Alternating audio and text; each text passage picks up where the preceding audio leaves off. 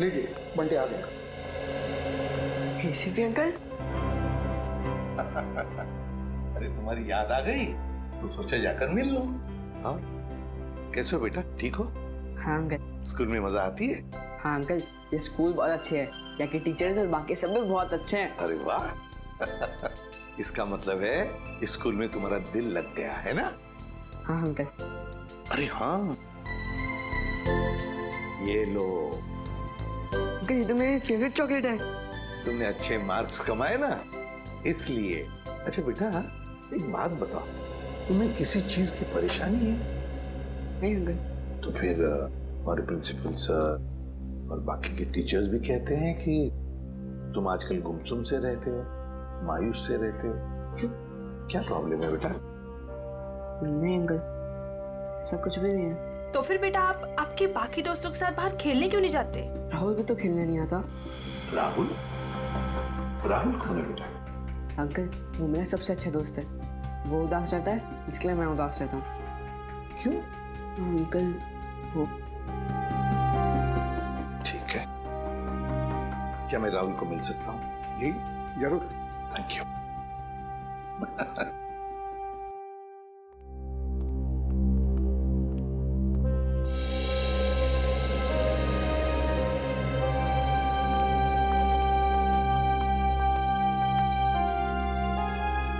Uncle ये है मेरा सबसे अच्छा दोस्त राहुल। हाय राहुल, कैसे हो बेटा? अरे देख क्या रहे हो?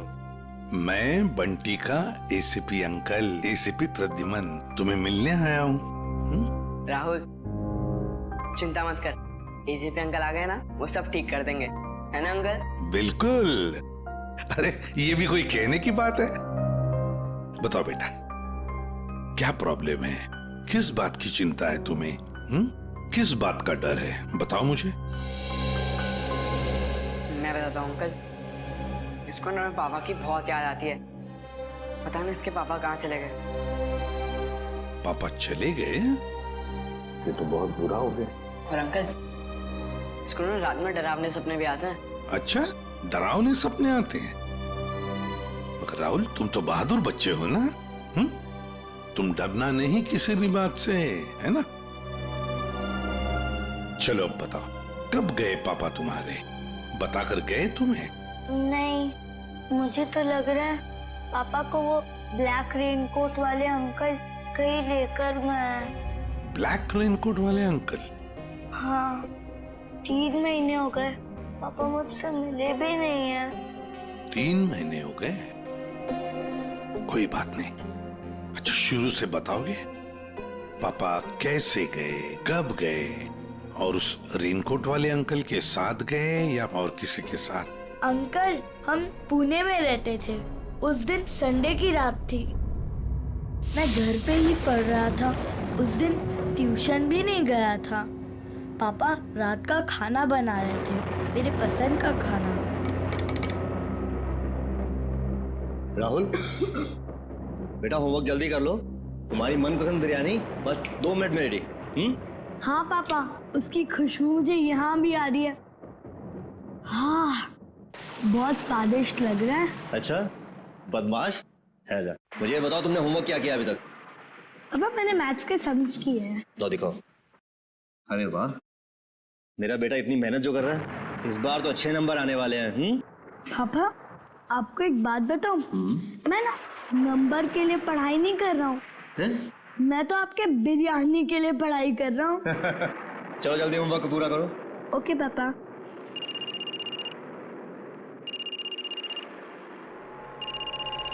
Unknown number. हेलो, ये किस नंबर से फोन किया है? मेरे घर पे इस वक्त? देखो ज्यादा होशियार बनने की कोशिश मत करो, समझे? चलो चलो अंदर। पापा गुस्से में क्यों हो? नहीं बेटा अंदर जाओ, और जब तक मैं ना बुलाऊं तुम बाहर मत आना, ठीक है? ठीक है पापा।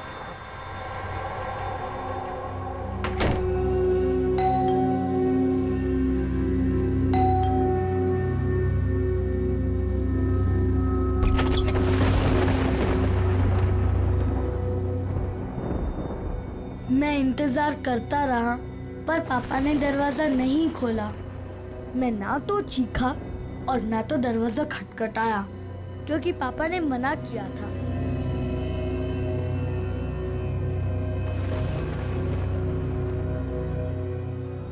मुझे सिर्फ तेज म्यूजिक की आवाज आ रही थी।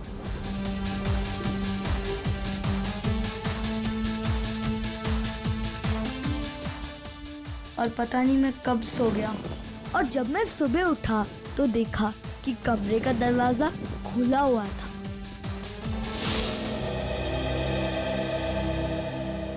तुम्हारी मम्मी कहाँ है बेटा? घर पर है? नहीं, मम्मी तो भगवान जी के घर में है।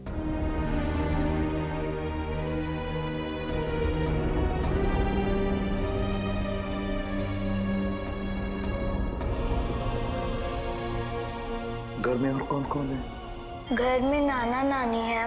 नाना नानी है? और उन्होंने कहा कि पापा जल्दी लौट आएंगे, लेकिन पापा को तो गए हुए 3 महीने हो गए, बहुत दिन हो गए। क्या आप मेरे पापा को वापस ला सकते हो प्लीज अंकल? हाँ बेटा, चिंता मत कर, हम जरूर आपके पापा को वापस ले आएंगे। सब कुछ ठीक हो जाएगा। हम गुड बॉय। जी सर, आप आ जाइए, मैं इंफॉर्मेशन निकलवा देता हूँ। Yes sir, okay. क्या हुआ सर? क्या कहा एसीपी सर ने? ये बंटी की परेशानी की वजह उसके दोस्त राहुल से जुड़ी हुई है। राहुल के पिता मिस्टर विशाल की कुंडली निकालने को कहा है सर ने। पुणे से गायब हुए थे मिस्टर विशाल 29 जून को। उनके बारे में जो भी जानकारी मिलती है सब निकालो। सर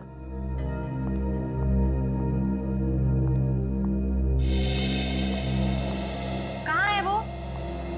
कौन वो? अरे वही जिसके लिए मैं 7 समुंदर पार करके आई हूँ। मेरा प्यारा, मेरा दुलारा, मेरे दिल का टुकड़ा, मेरा बंटी। बंटी? आप बंटी को कैसे जानती हैं? कैसे जानती हैं का क्या मतलब है? बुआ हूँ मैं उसकी। आप शनाया जी है ना? या अब तुम इन्हें कैसे जानते हो? अरे सर, ये बहुत बड़ी स्टार है। अमेरिका के कैंपेन आइलैंड्स में सर ये रहती है, और वहाँ के बहुत सारे म्यूजिक वीडियोस में मैंने इन्हें देखा है। और तो और सर, चॉकलेट से लेके च्युइंगम तक, साबुन से लेके शैम्पू तक, ब्यूटी प्रोडक्ट्स, बहुत सारे एड्स किए हैं सर इन्होंने। मुझे ये नहीं पता था कि इंडिया के सीआईडी ब्यूरो में भी मेरे फैंस होंगे। वो सब तो ठीक है मैडम, हम ये कैसे मान ले कि आप बंटी की बुआ हैं? कैसे मान ले का क्या मतलब है? इतनी बड़ी स्टार आपसे झूठ बोलेगी क्या? नहीं, बोल ही नहीं सकती। कोई सबूत है आपके पास? हाँ है ना, वेट। है सर, सबूत है सर। हाँ, देख रहे हैं। इन पेपर्स को देख के आपको पता चल जाएगा कि बंटी इस दुनिया में अकेला नहीं, मैं करूंगी उसकी परवरिश। हाँ अभिजीत, विशाल के बारे में कुछ पता चला? नहीं सर, विशाल का तो पता नहीं चला, मगर ये मिस शनाया है और अपने आप को बंटी की बुआ बता रही है। ये उनके पेपर्स है सर। बंटी ने तो कभी आपके बारे में बताया नहीं था। अरे कैसे याद रहेगा? उसने मुझे आखिरी बार तब देखा था जब वो 3 साल का था। और वैसे भी अब मैं इतनी बड़ी स्टार बन गई हूँ। अच्छा ठीक है, पहले आपके सारे कागजात हम चेक करेंगे, बाद में आपको कांटेक्ट करेंगे। थोड़ा जल्दी कीजिएगा, वो क्या है ना, मुझे बहुत सारा काम और मुझे अपनी कंट्री वापस भी लौटना है। Okay thank you. चलो किट्टू।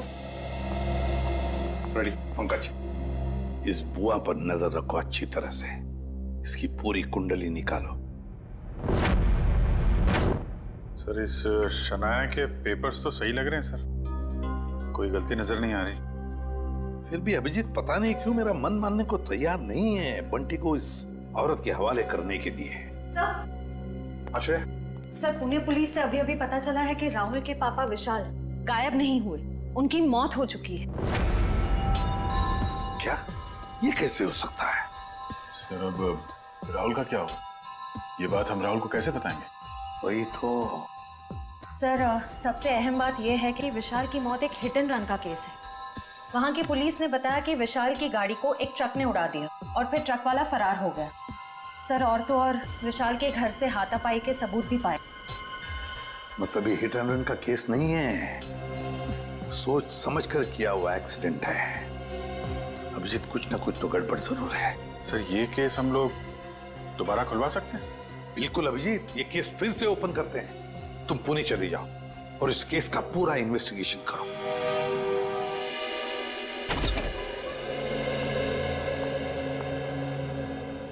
सिद्धार्थ,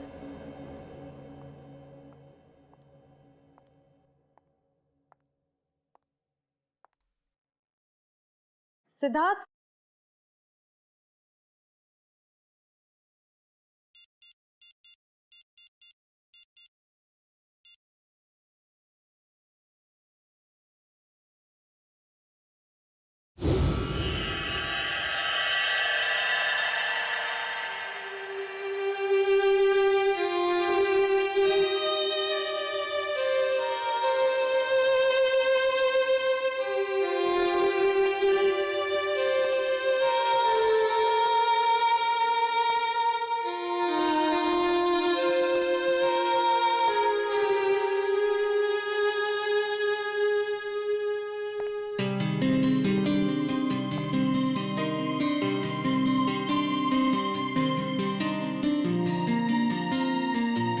कैसा लगा मेरा रोमांटिक सरप्राइज?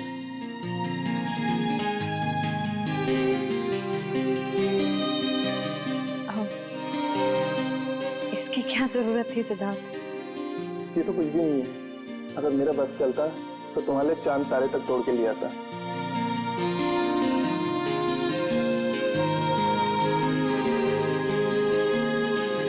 शिवा, मैं तुमसे कुछ कहना चाहता हूँ।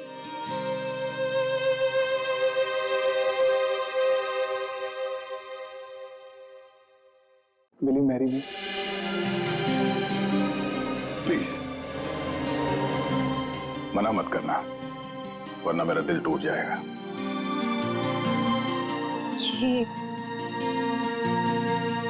ये सच है या कोई सपना? ये वो सपना है जो सच हो गया है।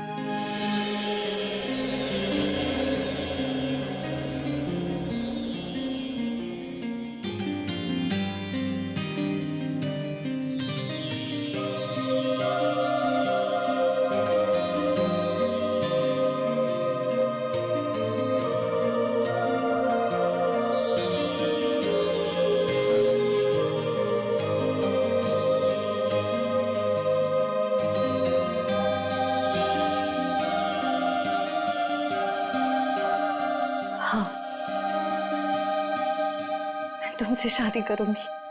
वाह, यस।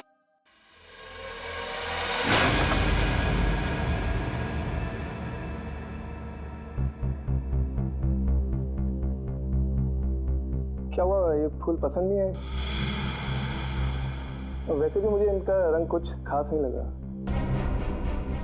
नहीं, फूल अच्छे हैं, ऐसी कोई बात नहीं है। तो ऐसी बात नहीं है तो क्या बात है श्री? कोई बात नहीं है सिद्धार्थ। श्री, मैंने देखा हम जब भी मिलते हैं आप खुद होकर दिखते हो।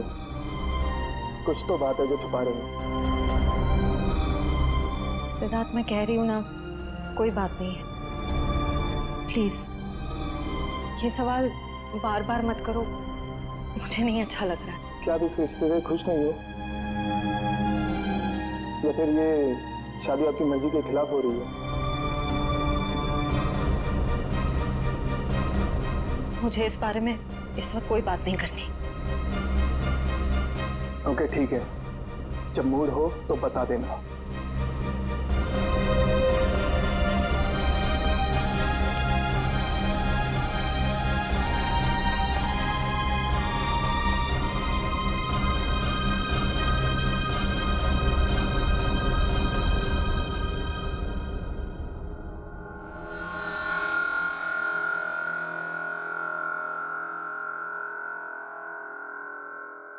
लेकिन सर, विशाल की मौत इस घर में नहीं हुई, घर के बाहर जो रोड है वहां हुई। हाँ, लेकिन क्राइम सीन के फोटो के हिसाब से घर पे भी हाथापाई तो हुई है ना। जी बिल्कुल हुई सर, लेकिन हाथापाई के बाद विशाल जो है वो घर से बाहर निकल गया और बाहर उसकी मौत एक ट्रक एक्सीडेंट में हो गई। हाँ, फोरेंसिक रिपोर्ट में भी मौत की वजह एक्सीडेंट है, लेकिन एक्सीडेंट से पहले विशाल थोड़ा घायल जरूर हुआ था। एक्सीडेंट नहीं है, ये मर्डर है, मर्डर। खूनी जब अपना काम पूरा नहीं कर पाया तो उसने बचा हुआ अधूरा काम बाहर जाके किया। लेकिन मयूर,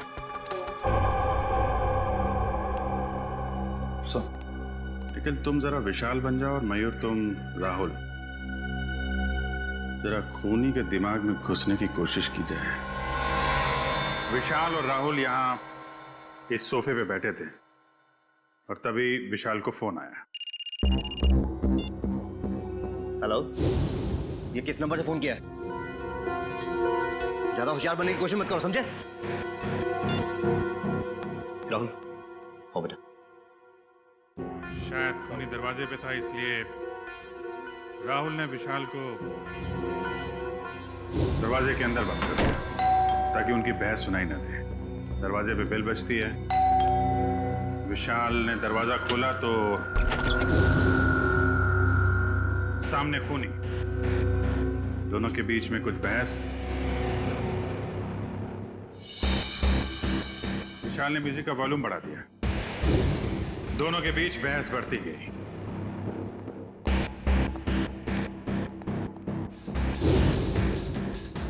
मामला हाथापाई तक पहुंच गया। खूनी ने फूलदान उठाया और विशाल के सिर पे तेल मारा।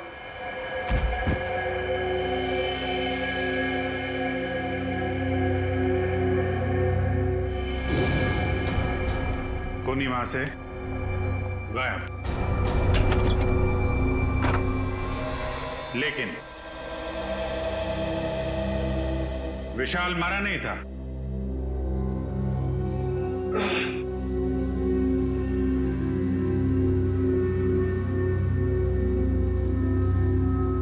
वो मदद मांगने के लिए घर से बाहर गया जहां ट्रक ने उसे उड़ा दिया। ऑफिसर मदन जी, विशाल के मर्डर के बाद आपने इसके घर के आसपास के लोगों से पूछताछ तो की होगी ना?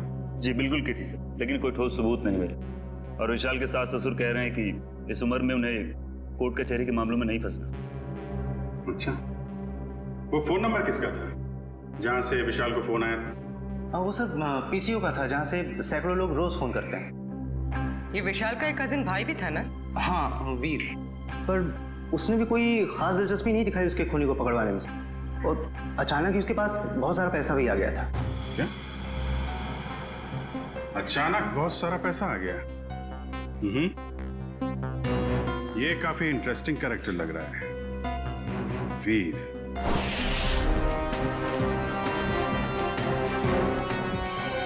बंटी बेटा, अब तुम्हें घबराने की कोई जरूरत नहीं। अब हम दोनों आ गए हैं ना, अब हमारा परिवार पूरा हो गया। कौन किसका परिवार वाला है ये हम तय करेंगे, सीआईडी वाले, समझे? कौन है आप लोग? मैं युग और ये मेरी पत्नी दिया, हम इसके चाचा चाची हैं। अंकल, जवाब आ गए, मैं नहीं पहचानता। पहचाने का कैसे नहीं? बहुत छोटा सा जब तुम्हें देखा था हमने। ओहो युग, अब बच्चे को डराओ मत, धीरे धीरे पहचान जाएगा। और आप मिल्टन मैम, आपने हमें पूछे बगैर इन लोगों को बंटी से मिलने कैसे दिया? सर हमने बहुत कोशिश की इन लोगों को रोकने के लिए, पर ये लोग जबरदस्ती घुस गए। घुसेंगे क्यों नहीं? हमारा हक बनता है, हमारा भतीजा है, हम जब चाहें इससे मिलेंगे। चलो बंटी। देखा सर, पहले शनाया और अब ये। आप लोगों के पास कोई सबूत है कि ये बंटी आपका भतीजा है?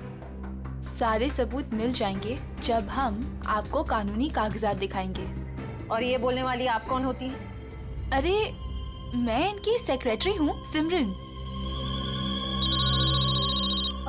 एक्सक्यूज मी, एक मिनट। एक बात अच्छी तरह से ध्यान से सुन लेना कि जब तक हमें पूरा यकीन नहीं होता कि तुम बंटी के रिश्तेदार हो, दोबारा कोशिश भी मत करना। आप ऐसे कैसे कह सकते हैं? आप एक चाचा को उसके भतीजे से अलग कैसे कर सकते हैं? करने के लिए तो हम बहुत कुछ कर सकते हैं। फिलहाल तुम्हारी भलाई इसी में है कि शराफत से तुम हमारी बात मान लो। हाँ हाँ ठीक है, अब थोड़ा ही समय बचा है। अब तो हम पूरे सबूत लेकर ही आएंगे, फिर देखते हैं दुनिया की कौन सी ताकत हमें अपने बंटी से अलग करती है। मैम वैसे इसकी कोई जरूरत पड़ेगी तो नहीं, क्योंकि सारे कागजात मैं अपने साथ ही लेकर आई हूँ। अरे वाह, ये तो बहुत अच्छी बात है।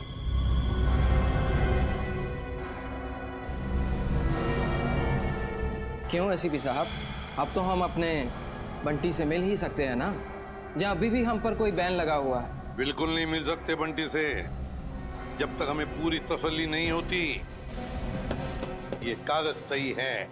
समझा? जाइए। अभी तो हम जा रहे हैं, लेकिन देख लेना एसीपी साहब, आप हमें खुद बुलाएंगे वापस बंटी की कस्टडी लेने। चलो।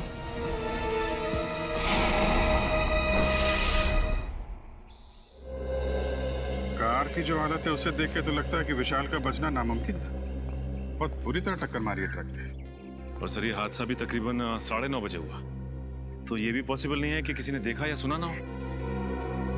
जी सर, ये दोनों, ये है चंदर, उस रात जहाँ पे हादसा हुआ था ये वहाँ पे पाव भाजी बेचता है, और ये मेहुल, ये दिन में अमरूद बेचता है और रात को चंदर की मदद करता है। अच्छा, तो जब ये एक्सीडेंट हुआ था तब आप लोग थे वहाँ पे? जी साहब। तो क्या हुआ क्या था एग्जैक्टली?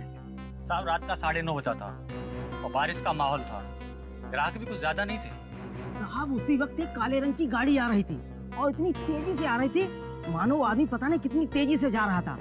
हमको तो लगता है साहब उसने शराब पी रखी थी। उसने शराब नहीं पी थी, वो घायल था। हो सकता है मैडम, मैं ठीक से देख भी नहीं पाया था क्योंकि खिड़की बंद थी। अच्छा, उसके बाद क्या हुआ? पीछे से साहब एक ट्रक आया, तो ट्रक ने कार को जोरदार टक्कर मारी और कार घसीटते हुए एक पेड़ से टकरा गई साहब ट्रक फिर पीछे आया रिवर्स मार के और इतनी जोर से टक्कर मारी कि गाड़ी बिल्कुल वहीं पिचक गई। और साहब गाड़ी वाला आदमी बुरी तरह से लहूलुहान और ट्रक वाला बदमाश ट्रक लेकर भाग गया साहब। ये ट्रक का नंबर वगैरह देखा तुमने? साहब ट्रक का नंबर नहीं ले पाए। रंग तो देखा होगा ना, किस कलर का था ट्रक? साहब नीले कलर का था, साहब को तो बताया था। मिस्टर पुलकित, आपको उस रात नीले रंग का ट्रक कहीं दिखा नहीं? सर हमने नाकाबंदी की थी, लेकिन उस रात हमें कोई नीला ट्रक नहीं मिला। कमाल है, हवा में गायब हो गया क्या नीला ट्रक?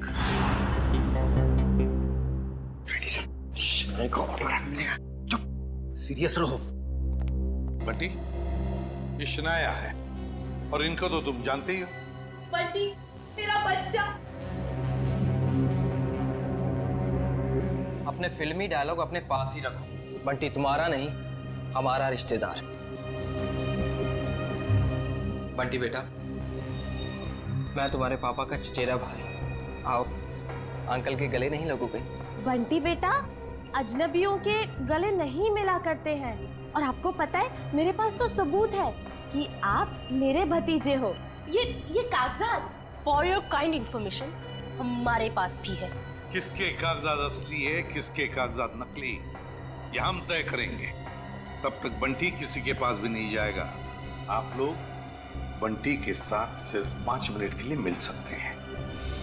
अंकल, मुझे इनसे किसी से नहीं मिलना, मुझे किसी की जरूरत नहीं, मैं अकेला रह सकता हूँ अंकल। बेटा ऐसे नहीं कहते, बड़ों के साथ ऐसे बात नहीं करते। जो काम करना है वो करना ही चाहिए, है ना? 5 मिनट के लिए मिल लो इन सबसे। क्यों? Come on, good boy. Sir मुझे लगता है बंटी को घर ले जाने के लिए जो ज्यादा सुख होगा उससे बंटी से नहीं, उसके पैसे से प्यार है। हाँ, मगर जब तक हम लोग हैं कोई कुछ नहीं कर सकता। दूध का दूध और पानी का पानी हम ही करेंगे। बंटी बेटा, मैं जानती हूँ कि आप सपने में भी नहीं सोच सकते होगे कि आप इतने खुशनसीब होंगे। बेटा, शनाया आंटी आपके पापा की कजिन सिस्टर है, यानी कि आपकी बुआ। और आपको पता है शनाया आंटी के साथ रहने का एक और क्या फायदा है? मैं आपको भी फिल्मों में रोल दिलवा दूंगी। ग्रेट ना? फिल्मों में कोई दिलचस्पी नहीं है आंटी। क्या तुम्हें फिल्में पसंद नहीं है? मुझे तो ये भी नहीं पता था कि आप एक एक्ट्रेस हैं। शनाया की इतनी बड़ी इंसल्ट।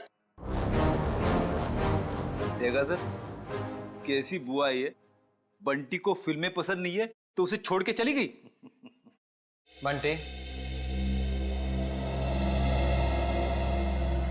देखो बंटी, कागजों में साफ साफ लिखा है कि तुम हमारे रिश्तेदार हो और ये बात तुम्हें माननी पड़ेगी। ये बंटी को समझा रहे या धमका रहे? ये कैसे बात कर रहे हो तुम इससे? देखो बंटी बेटा, कागजात के मुताबिक हम ही तुम्हारे रिश्तेदार हैं, पर रिश्ते कागज के टुकड़े से नहीं जुड़ते, दिल से जुड़ते हैं। और अगर आप हमें नहीं अपनाओगी तो कागज का कोई भी टुकड़ा हम एक दूसरे के करीब नहीं ला सकता। हाँ बंटी बेटा, हम आपको वैसे ही रखेंगे जैसे कोई भी माँ बाप अपने बच्चे को रखता है। हर कोई बंटी को अपने तरीके से बहलाने फुसलाने की कोशिश में लगा हो।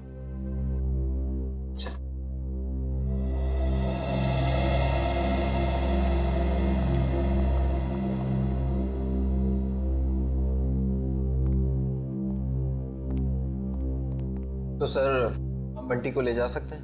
जी नहीं, जब तक मुझे पूरी तसल्ली नहीं होती बंटी किसी के साथ नहीं जाएगा। एक्चुअली अगले महीने मेरा मोरक्को में शूट है, तो तब तक तो आपको तसल्ली हो जाएगी ना? देखिए मैडम, अभी हम कुछ कह नहीं सकते। तसल्ली होने में थोड़ा वक्त तो लग सकता है, 1 हफ्ता, 1 महीना या फिर 1 साल। इतना वक्त? जी हाँ, इतना वक्त। फिलहाल आप लोग जा सकते हैं। ठीक है।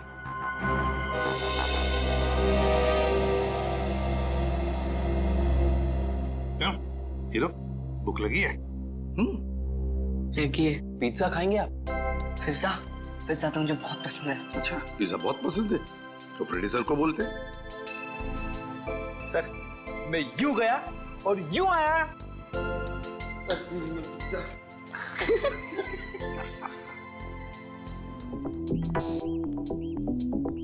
मेरी गाड़ी कहाँ है? मैडम, गाड़ी गेट के बाहर। गेट के बाहर क्या कर रही है मेरी गाड़ी? तुम्हें 1000 बार बोला है अंदर पार्क किया करो, आसपास पार्क किया करो। जाओ लेके आओ। जी मैडम। अरे इडियट, अम्ब्रेला कहाँ लेके जा रहे हो? मैं धूप में खड़ी रहूंगी। Sorry madam. गॉड, एक काम करो, मेरे फोन से एक फोटो क्लिक करो, अच्छी सी। मैडम, फोटो और यहाँ? यू नो, लोगों को पता चलना चाहिए कि शनाया सीआईडी ब्यूरो है। जी मैडम, थोड़ा सा।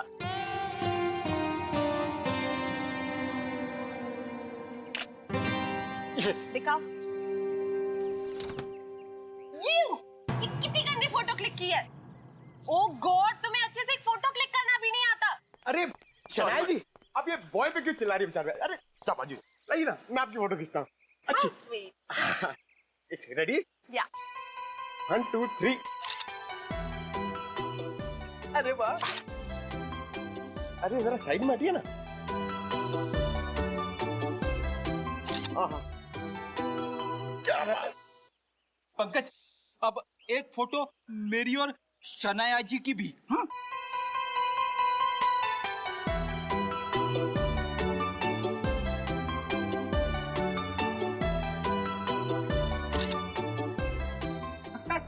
ये देखिए।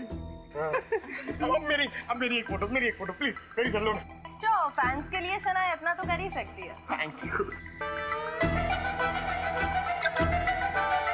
अरे शनाया जी, आपके फोन की बैटरी चली गई। बैटरी चली गई? कोई बात नहीं, मेरा फोन है ना, मेरे फोन से।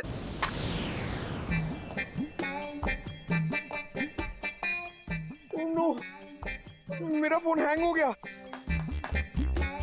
रहने दे पंकज, तेरी किस्मत में नहीं है शनाया जी के साथ फोटो खिंचवाना। अरे ऐसे कैसे नसीब में नहीं है? अपना फोन निकालो, उसमें कैमरा है। क्या समझता नहीं है? मेरा फोन मेरी तरह पुराना है, इसमें कैमरा नहीं है। ये देख। ओह, poor guy।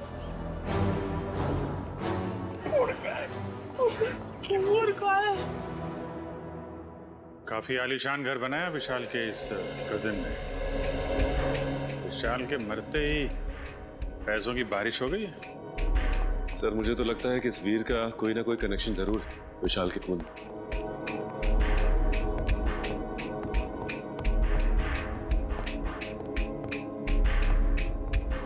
सीआईडी मेरे घर पर? कहीं मैं सपना तो नहीं देख रहा? खुली आंखों से सपने नहीं देखे जाते मिस्टर वीर। हम यहाँ ये जानने आए हैं कि आपने विशाल के खूनी को पकड़वाने में दिलचस्पी क्यों नहीं दिखाई? क्या दिलचस्पी दिखाता मैं? पुलिस ने मुझे जो कुछ पूछा मैंने साफ साफ बता दिया। अब मैं खुद डिटेक्टिव तो नहीं बन सकता ना खूनी को पकड़वाने के लिए। भाई की मौत ने भले ही आपको डिटेक्टिव ना बनाया, लेकिन काफी अमीर जरूर बना दिया। ऐसी कौन सी लॉटरी लगी आपको कि एक छोटे से फ्लैट से आप इतने बड़े बंगलों में आ गए? इस सवाल का विशाल की मौत से क्या लेना देना है? एक मिनट, कहीं आप लोग मुझ पर तो शक नहीं कर रहे हैं? जी हाँ, आप बिल्कुल सही समझे। वैसे आप ये बताने का कष्ट करेंगे कि इतने कम समय में इतनी सारी दौलत आपके पास आई कहां से? मेरे दूर के मौसा जी का देहांत भी उसी वक्त हुआ था जब विशाल की मौत हुई। वही मेरे नाम ये सारी जायदाद करके गए। आप चाहें तो मैं उनकी वसीयत की एक कॉपी आपको दिखा सकता हूं। देखेंगे, जरूर देखेंगे। पहले आप ये बताइए कि विशाल की किससे दुश्मनी थी? कौन मार सकता है उसे? पता नहीं, वो तो काफी सीधा साधा था। हाँ, ऑफिस के काम को लेकर वो कुछ परेशान सा रहता था। अच्छा, कहीं ऐसा तो नहीं कि ऑफिस का कोई झगड़ा इसकी मौत की वजह बन गया? सर, विशाल मर्डर केस आपने फिर से ओपन कर दिया। क्या करें, आदत से मजबूर है। जब तक कोई भी खूनी खुलेआम घूम रहा हो, हमारी भूख प्यास नींद सब उड़ जाती है। ओह, फिर तो आप सीआईडी वालों को अक्सर साइकेट्रिस्ट के पास भी जाना ही पड़ता होगा, राइट? पूरा ना मानिएगा, मेरा मतलब है कि काफी मुश्किल जॉब है, नहीं? आप मेरा नाम कियाना है, ये मेरा ही ऑफिस है। ऐसे आप लोग बता सकते हैं विशाल को कौन परेशान कर रहा था? कोई भी नहीं सर। हमारे यहाँ काम का प्रेशर थोड़ा सा ज्यादा है, मगर हमारे यहाँ कोई भी एम्प्लॉय किसी को परेशान नहीं करता। वैसे आपकी तारीफ? ओ, मैं निशांत, मैम का मैनेजर। विशाल फोन पर अक्सर झगड़े करता रहता था। मैडम ने तो एक दो बार डांटा भी कि काम के वक्त फोन पे बातें करता रहता है। अच्छा, फोन पे झगड़ा? जरा इस विशाल का ये फोन रिकॉर्ड निकालो। अरे मैडम, सना जी, एक सवाल सिर्फ एक सवाल।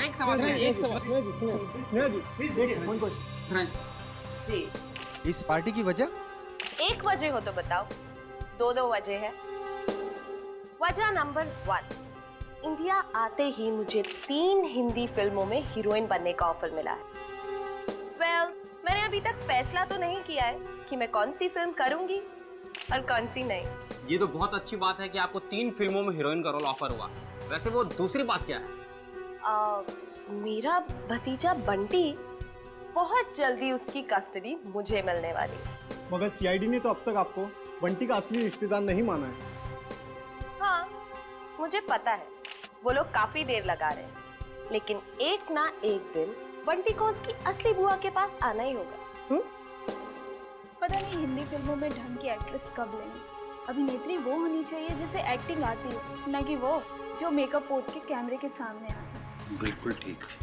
वैसे इसका इंडिया आने का मकसद बंटी या फिल्म नहीं, बल्कि बंटी की वो 500 करोड़ की दौलत है जिसका वो अकेला वारिस है।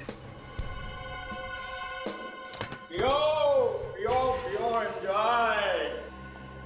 जाम से जाम छलगाओ भाई, सनाया मैम की पार्टी है। एंजॉय।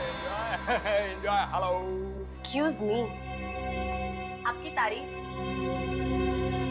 तारीफ उसकी जिसने ये दुनिया बनाई और हमें इस दुनिया का सम्राट सम्राट कुमार। बंटी का असली रिश्तेदार यानी कि उसका मामा। मामा?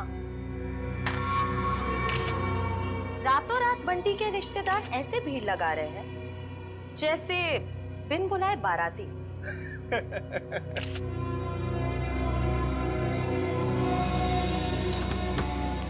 लो, 2 बाराती और आ गए। आप लोग एंजॉय कीजिए। ओके पियो पियो पियो। अपनी शाम खराब करने का इससे अच्छा तरीका और क्या हो सकता है? यकीन नहीं आता कि हम इस ड्रामेबाज की पार्टी में आए हैं। कभी कभी अच्छी सेहत के लिए कड़वी दवाई पीनी पड़ती है डालो, और फिर यहाँ आकर ही तो हमें इसके असली चेहरे का पता चलेगा। तुम ये क्या कर रही हो? जाओ सर के लिए जूस लेकर आओ। इस खेल में सब खिलाड़ी अपना समय बर्बाद कर रहे हैं। इस खेल का असली सिकंदर तो मैं हूं। ओ हाय, मुझे नहीं पता था कि आप लोग भी आने वाले हैं। तुम्हारी आखिरी पार्टी आते के समय, आने वाला समय तुम्हारा गम में जो जाएगा। बंटी और बंटी की जायदाद तुम्हें कहाँ मिलेगी? बंटी किसको मिलेगा और किसको नहीं, वो तो आने वाला वक्त ही बताएगा। आपका जूस।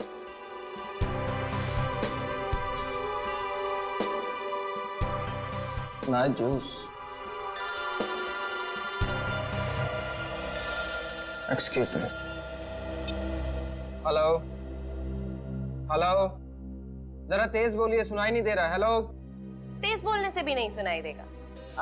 थोड़ा दूर जाके बात कर लीजिए।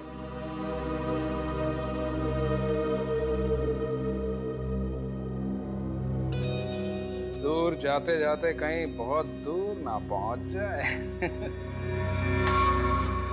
हेलो, जरा तेज बोलिए, सुनाई नहीं दे रहा। Hello hello.